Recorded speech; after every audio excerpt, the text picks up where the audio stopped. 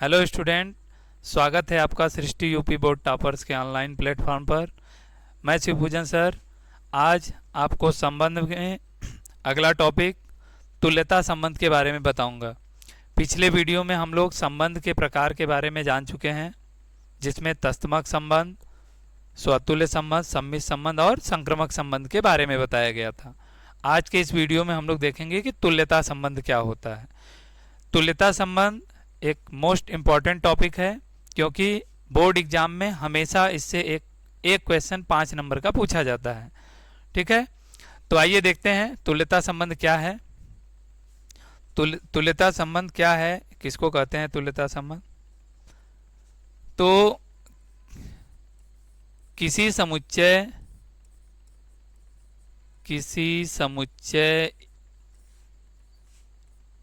ए में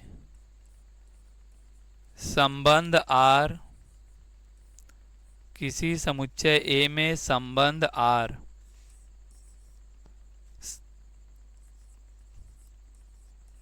तुल्यता संबंध कहलाता है। तुल्यता संबंध कहलाता है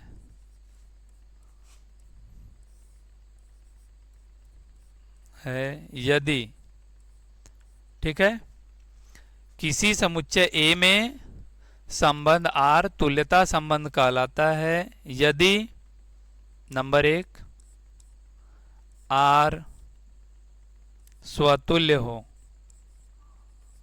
स्वतुल्य हो अर्थात स्वतुल्य होने का मतलब क्या होता है? अर्थात A, A belongs to R, प्रत्येक अवयव A के लिए जो समुच्चय A से बिलोंग करता है। ठीक है, स्वतुल्य संबंध का ये नियम होता है कि किसी समुच्चय A पर कोई संबंध स्वतुल्य तभी होता है जब उस समुच्चय का प्रत्येक अवयव स्वयं से संबंधित होता है। तो यानी A, A टाइप का अवयव संबंध R में आता है तो वो स्वतुल्य कहलाता है, लेकिन किन के लिए? उन सभी अवयवों के लिए जो समुच्चय से बिलोंग करता है। ठीक है, दूसरा R सममित हो, R सममित हो। अब सममित हो इसका मतलब क्या है कि अर्थात A, B belongs to R। अब जैसे कि सममित की परिभाषा दिया गया था, सममित में होता क्या है कि कोई संबंध R सममित होता है यदि कोई क्रमित युग्म A, B जो संबंध R में आया हुआ है उसका उल्टा क्रमित युग्म A, B R में है तो उसका उल्टा B, A भी अगर R में हो जाता है तो कहा जाता है कि वह संबंध क्या है? सममित संबंध है। तो अगर R सममित हो अर्थात A, B belongs to R,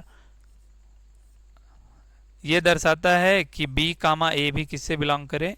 R से। किनके लिए? उन सभी A और B के लिए जो समुच्चय A के अवयव हैं। ठीक है, A और B समुच्चय A के अवयव हैं, इनके लिए अगर A, B R में है तो B, A भी R में होना चाहिए, तब वह कहलाएगा सम्मित संबंध। और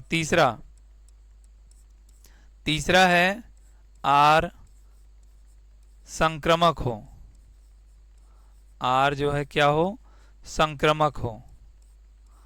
चलिए, तो संक्रमक का क्या मतलब होता है? अर्थात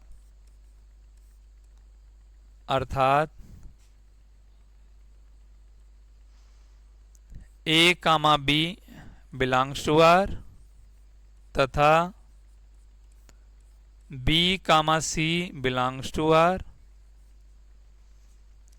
ये दर्शाता है कि A, C belongs to R, और जहां A, B और C समुच्चय A के अवयव हैं।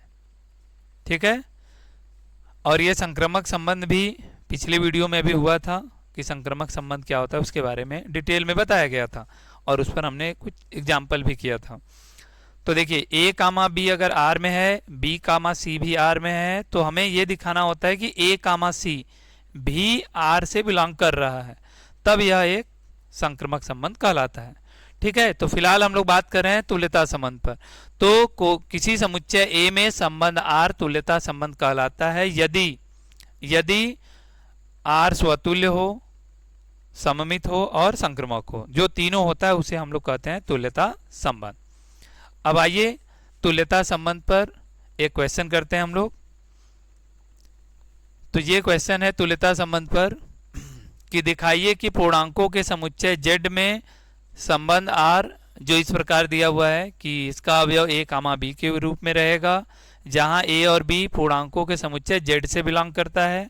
और किस तरह से बिलोंग करता है कि a माइनस b 5 से विभाजित है।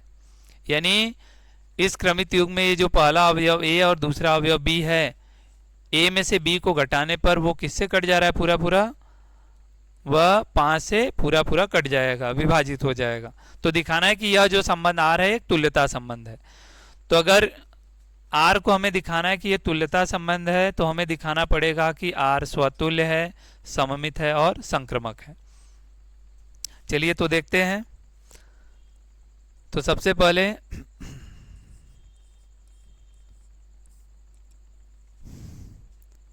तो चूंकि आर के बारे में दिया है कि आर जो है वो z से z पर परिभाषित है, और किस तरह से परिभाषित है कि r का जो अवयव है वो a कामा b के रूप में लिखना है, जहां a और b पूर्णांकों के समुच्चय z से लेना है।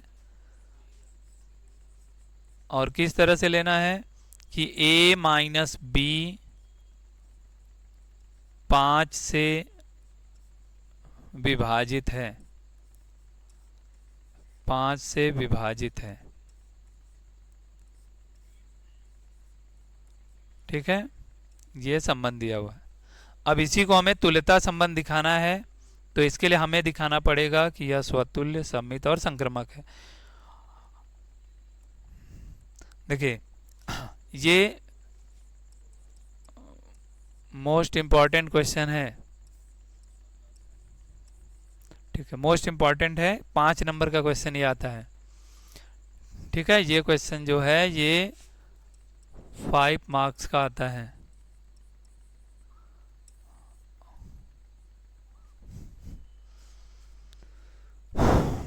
तो इसके लिए हम लोग सबसे पहला हेडिंग करते हैं स्वतुल्य। स्वतुल्य, चलिए ठीक है, क्योंकि संक्रामक ये तुल्यता संबंध दिखाना है तो हमें स्वतुल्य, सममित और संक्रामक तीनों दिखाना होगा। तो हेडिंग वाइज करेंगे, पहले हेडिंग डालेंगे स्वतुल्य और दिखाएंगे कि यह संबंध स्वतुल्य है। चलिए तो कैसे करेंगे। तो संबंध R जो है वो Z से Z पर है, तो हम लोग पूर्णांकों के समुच्चय में एक अवयव लेते हैं, माना A, जो कि Z से बिलोंग करता है। ठीक है, अच्छा अगर हम Z में A में से A को अगर घटाएं, पूर्णांकों के समुच्चय में से एक अवयव A लिया गया है और A में से अगर A को घटाया जाए तो क्या मिलेगा, 0। ठीक है, और 0 जो है वो 5 से विभाजित है, 5 से विभाजित है। ठीक है, 0 जो है वो 5 से विभाजित है, क्योंकि पता है 0 केवल 0 को छोड़कर बाकी किसी भी संख्या से विभाजित हो सकता है, तो 5 से विभाजित है। अब मतलब ये है कि इस पूर्णांकों के समुच्चय में ये जो अवयव लिया गया, देखिए ये कोई अंक नहीं लिए हम लोग, हम व्यापक रूप में एक अचर के रूप में a माने हुए। तो यह a इस पूर्णांकों के समुच्चय में जितने अवयव हैं, धनात्मक, ऋणात्मक, खुद 0, सभी को ये दर्शा रहा है। यानी a के स्थान पर हम कोई भी धनात्मक चाहे ऋणात्मक पूर्णांक लेकर अगर उसमें से उसी को घटाएंगे तो हर बार 0 आएगा, और 0 हर बार किससे विभाजित होगा, 5 से विभाजित होगा। तो यानी पूर्णांकों के समुच्चय का हर एक अवयव इस संबंध R के नियम का पालन कर रहा है। तो कह सकते हैं यहाँ से कि यह जो A कामा A है वो बिलोंग करेगा किससे, R से। और किनके लिए, प्रत्येक A जो Z से बिलोंग करता है उनके लिए। ठीक है, प्रत्येक वह अवयव जो पूर्णांकों के समुच्चय से बिलोंग करता है उनके लिए A कामा A रूप का क्रमित युग्म हर बार R में आएगा। बस इतना दिखा देंगे। अतः लिखेंगे अतः R स्वतुल्य है। ठीक है, R जो है वो स्वतुल्य है। चलिए, तो ये पहला हो गया। अब आते हैं सेकंड वाले पर। सेकंड में हमें क्या दिखाना है? सेकंड में हमें ये दिखाना है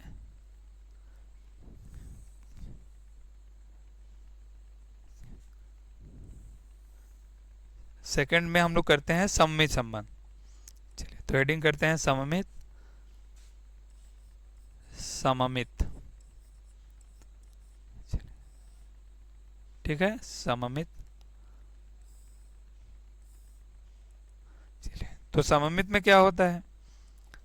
सममित में हमें संबंध आर जिस समुच्चय पर परिभाषित होता है उसमें से कोई दो अवयव लेना होता है। और हाँ, जो दो अवयव लेते हैं हम लोग पहले, वह दोनों अवयव इस संबंध आर के नियम का पालन करते हैं। फिर हमें उन्हीं की सहायता से दिखाना होता है कि उनका उल्टा भी, यानी ए कामा बी अगर आर में है तो हमें दिखाना पड़ता है कि बी कामा ए भी आर में है। मतलब जिस प्रकार ए बी से संबंधित है, हमें दिखाना होगा कि बी भी उसी प्रकार ए से संबंधित है। ठीक है, तो आइए करते हैं यहां से। तो मानते हैं कि माना a comma b belongs to Z, यानी पूर्णांकों के समुच्चय में से दो पूर्णांक ए और बी हमने माना, और ये इस प्रकार हैं कि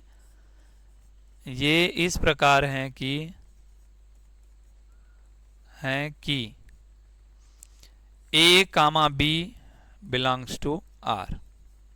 ये दोनों अवयव इस प्रकार हैं कि ये दोनों संबंध आर के नियम का पालन कर रहे हैं, और कर रहे हैं इसीलिए आर से बिलोंग कर रहे हैं। अब अगर ये आर से बिलोंग कर रहे हैं तो इसका मतलब आर के नियम के अनुसार इसको क्या लिखेंगे कि ए माइनस बी जो है वो 5 से विभाजित है। ठीक है, a माइनस बी 5 से विभाजित है। चलिए, अच्छा, अगर a माइनस बी 5 से विभाजित है, मान लीजिए कि a और b जब पूर्णांकों के समुच्चय में से लिया गया, ऐसा मान लेते हैं कि जब पूर्णांकों के समुच्चय में से a और b को लिया गया तो a अगर बड़ा है और b छोटा है तो a माइनस बी कोई धनात्मक संख्या मिला होगा जो 5 से कट रहा है।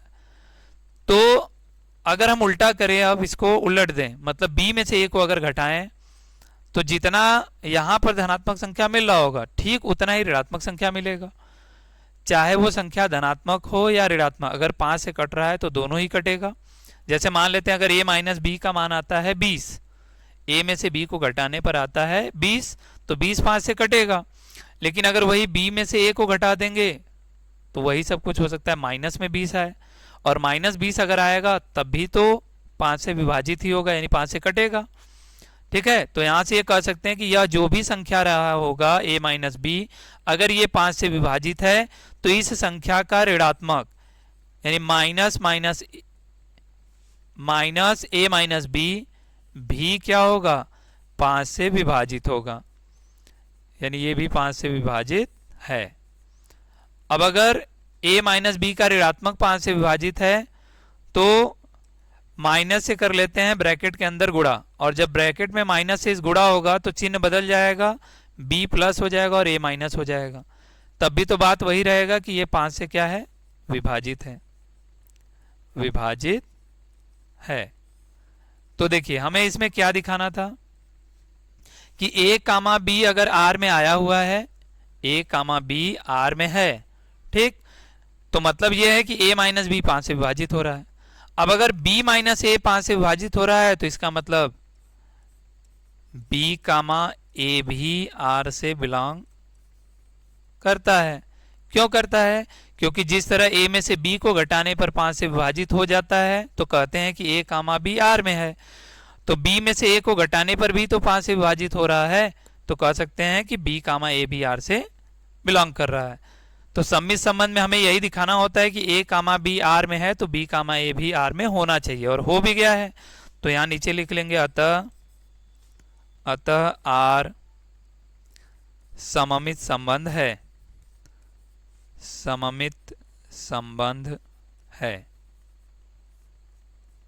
ठीक है, चलिए, तो ये सममित संबंध दिखा दिया गया। अब बात करते हैं संक्रमक संबंध की। तो तीसरा संक्रमक संबंध, तो थोड़ा सा इसको हम लोग कर लेते हैं ऊपर।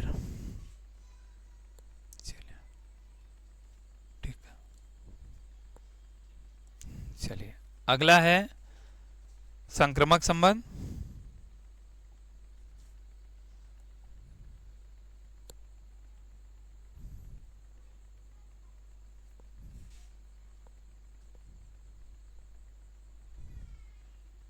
चलिए संक्रामक संबंध में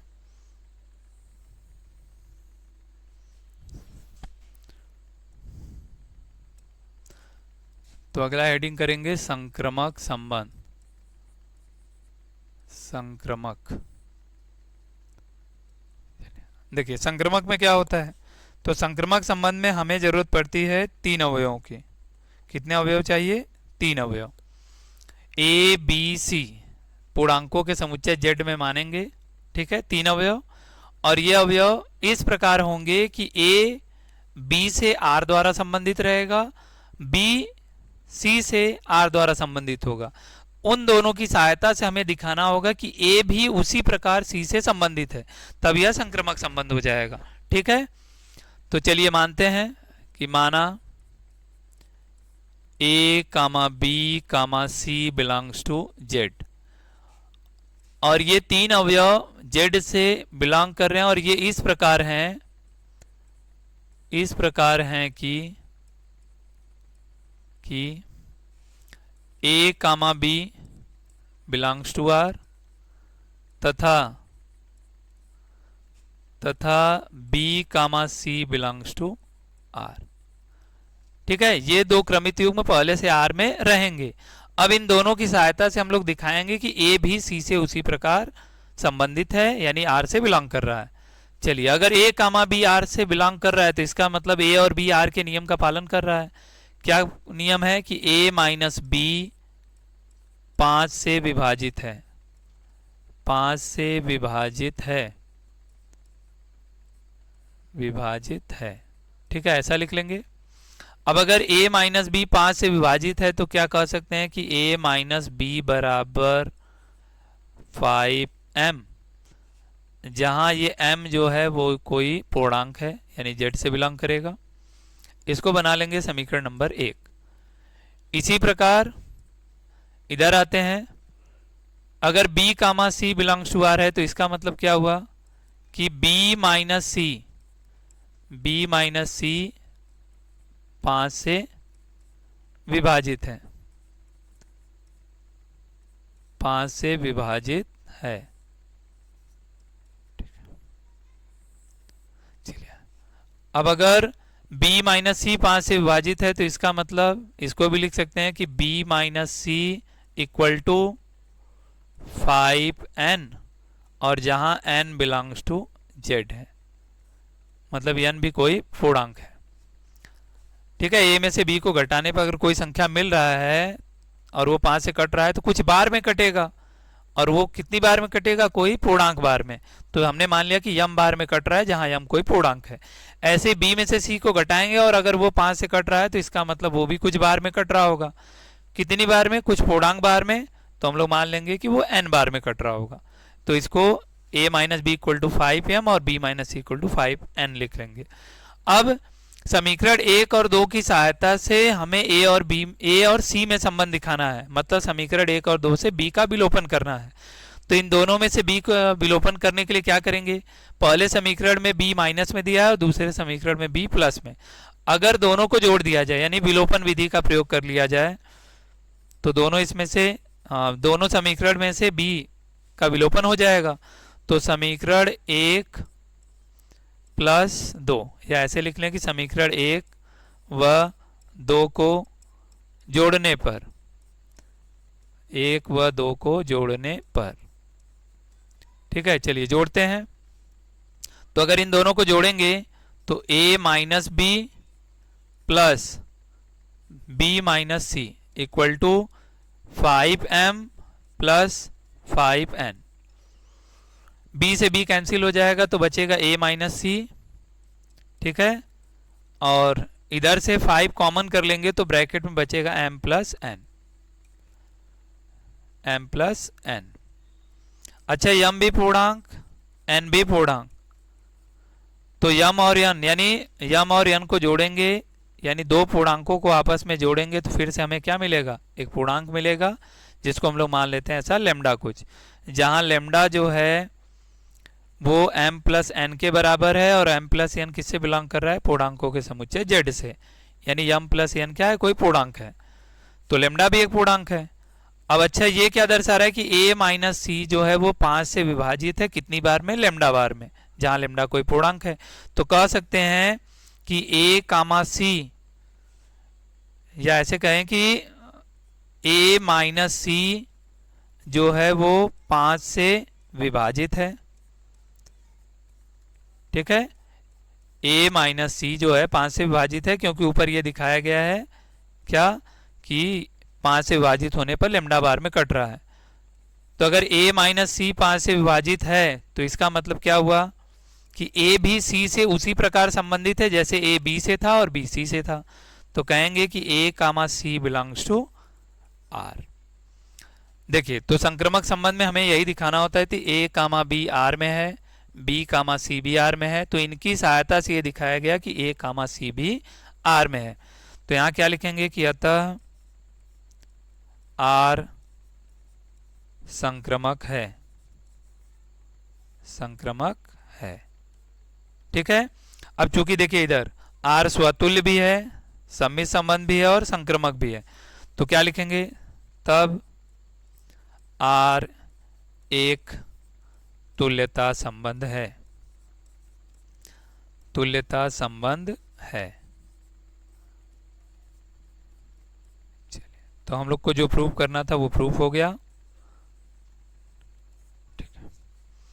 देखिए ये क्वेश्चन जैसा कि पहले भी बोला गया था कि ये बहुत इंपॉर्टेंट क्वेश्चन है, बोर्ड एग्जाम में लगभग हर बार 5 नंबर का क्वेश्चन ये पूछता है, ठीक है।